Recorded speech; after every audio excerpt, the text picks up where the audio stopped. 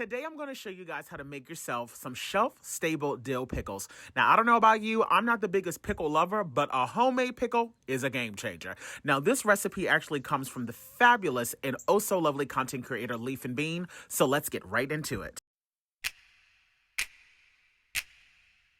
Whipping up all of your favorite recipes. Simply Food. You should know by now that you're in for a treat. Simply Food. There's no other channel where you'd rather be. Simply Food. Seafood, pasta, cakes, and pies. Sing and laugh and even cry. Like and share and hit subscribe. Simply Food by TY.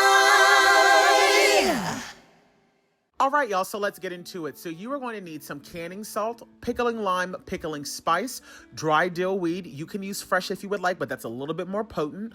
White distilled vinegar, and of course, your pickling cucumber. It's important to make sure that you're using a pickling variety so that you can end up with a crispy pickle. And speaking of which, to ensure that my pickles are nice and crispy, I'm going to allow these to soak in a brine for 24 hours that consists of 1 gallon of water to a half a cup of pickling lime. Now, pickling lime is a fantastic thing to use, but you've got to make sure that the next day that you thoroughly rinse it off.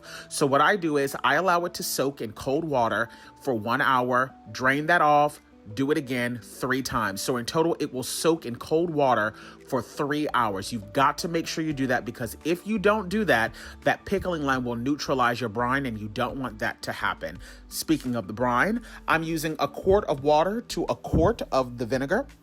Then I go in and I start adding in all of those spices.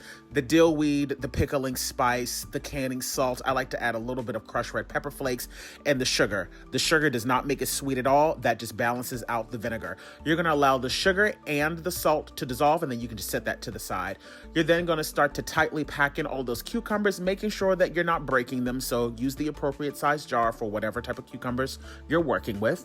I then start to fill it up with that brine, making sure that I leave a ½ inch of head space. Then you want to go in, debubble it, get yourself a paper towel, clean off those rings with some more vinegar, add on the lids, put those rings on fingertip tight, and then I'm going to be processing these for 10 minutes in a water bath canner. You do not have to process these if you don't want to. You can make them refrigerator pickles. That's completely up to you. I'm choosing to process mine and preserve mine so that I can leave them on the shelf. Once they were done processing, I carefully transferred them over to a towel where I allowed them to sit undisturbed for 24 hours. The next day I came in, I removed the rings, proceeded to do my seal check by tapping on each of the jars and lifting it by the seal to ensure that they've properly sealed, washed them down, put on those labels, and I now have some shelf-stable dill pickles. For the full recipe, check out SimplyFoodByTy. Bye, guys.